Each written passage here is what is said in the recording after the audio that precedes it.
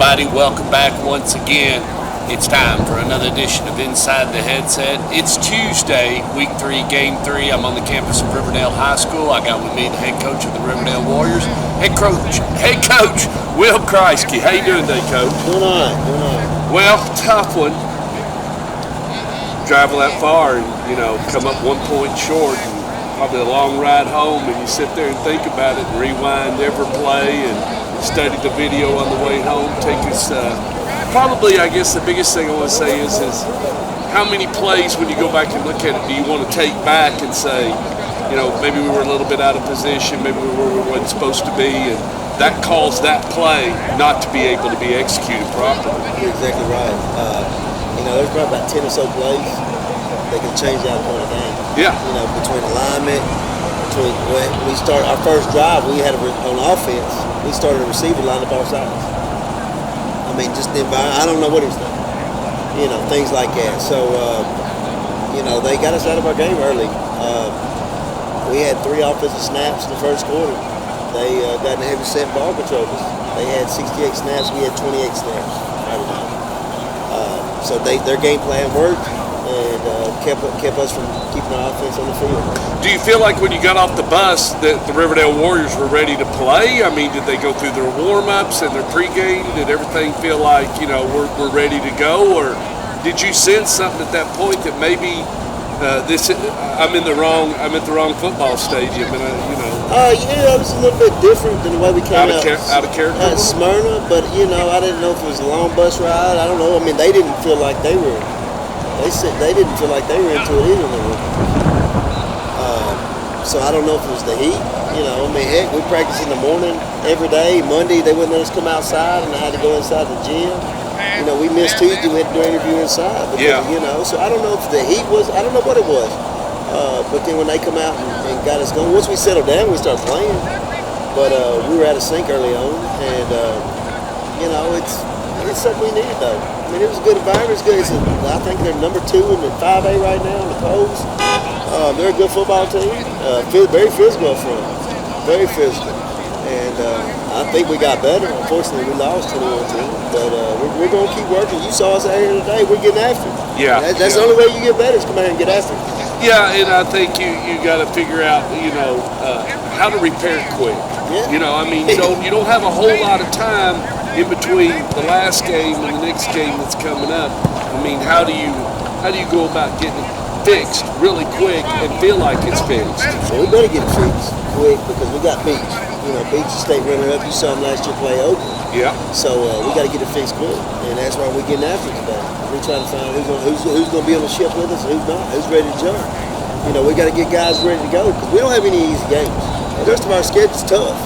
And, we needed these games, though, to get ready for our region play because, our region's tough. And playing Ross Free, Shelbyville, that may not be the answer this year.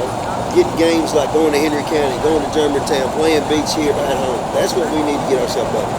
Well, and I think it was a little bit uncharacteristic of Rutherford County teams. We had, it had been since 2006 since Blackman, Oakland, and Riverdale had all lost on a Friday night. So it was, it's been a long time since that happened, since, that something like that had occurred. You headed into this game, and you've mentioned it already 2 or 3 times. What's changed about Beach when you put the film on from last year to this year? Oh, well, their quarterback's different. Yeah. They got a new quarterback. He's sophomore. Powell, he's from Smith County. Started last year as a freshman for Smith County, and I think he threw for over 1,000 yards. He's another, just like the Henry County quarterback. He's big, he's physical, and he can run the ball. They're big up front. They got big backs. I think they graduated a lot of their backs from last year, but they were, Beach is just a program that rebuilds. They're very similar to Oakland. They just rebuild, reload. And Coach Crabtree's been there for 20 plus years, and he does a great job. And they're going to be a physical team on Friday night. And you feel like you're like you said, you're pleased with scheduling this team and putting them on the schedule and getting ready to play them because, like you said, you feel like you got to get some of these games in so that you know that you're prepared when it comes after week 10 in the first round of the playoffs. And you definitely want to be in that bunch, in that pack. I mean, that's the quest. You play 10 games to get to the second season. Yes, sir. And like I said, it's another well-coached team. a team full of athletes, a team that's going to do exactly what their coach is doing. So we have to do exactly what we're coaching. We can't go out there and do our own thing. If we go out there and do our own thing, we're going to get beat.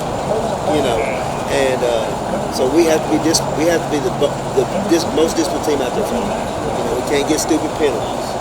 We can't get personal fouls. We can't get the emotions, let emotion get to us. We got to be flawless on special teams. You have to play. When you play teams like this, all three phases have to play good. You can't just rely on one phase. You can't just rely on the offense. Defense got to play great, and the special teams got to come in and do their job. Last but not least, how you feel like you are on injuries and somewhat? Are you okay there, or? No, we had some guys, but Brock didn't play Friday. Brock Montgomery didn't play on Friday. But again, other guys got to step up. You got 90 guys on the roster. You should find somebody else to be able to step up. And be ready and want to play. Exactly. It's your turn now. Yeah. So I don't get an email from Mama saying, "Well, you get your opportunity. Let's go. Let's play ball." Yeah, and you can't plan that. You can't tell the mother or the dad or in the courageous conversations with the parents why my child isn't playing. I don't know when they'll get to play. They're right now saying that the number 2, it could come at any moment. It could come tomorrow. I could get the information tomorrow. I've got to play 2 or 3 more 2s. But at the same time, you tell them, but then when the time comes, very few are really ready to go. It's the nature of the business right now in the world we live in. Exactly right. You got to be ready. You got to prepare yourself. You got to come out here and take practice serious. You can't just be satisfied being the number 2. You got to practice like you are the number 1. And that's what we're telling you guys. You don't know when your turn's going to be, but when your turn comes, you got to show us something, and we don't take you out. Yeah, definitely. Special teams wise, did something happen last Friday night, or did you feel like you executed? At times we did. We scooped and scored a punt. They called it back. We blocked the punt, scooped and scored, but they called it back. They said we blocked. But then, on an extra point, we had a rush, and it wasn't the kicker's fault. It was the guy not finishing the block like he's supposed to. So we've been working it since Sunday on our extra point field goal team to get it corrected, because you got to be Coach. Got to have that 1 point, Coach. That 1 point could have sent it in overtime.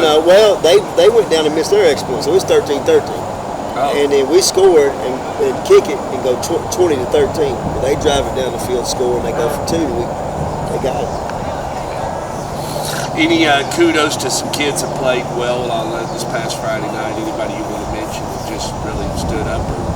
Traylon Davis did well. He had like 15 tackles. Traylon Davis played a great game. Never asked to come out. Played special teams. Played every snap on defense. All right, kids, that's going to be right here at Tomahawk Stadium Friday night. It'll be Beach and Riverdale. That kickoff's at 7.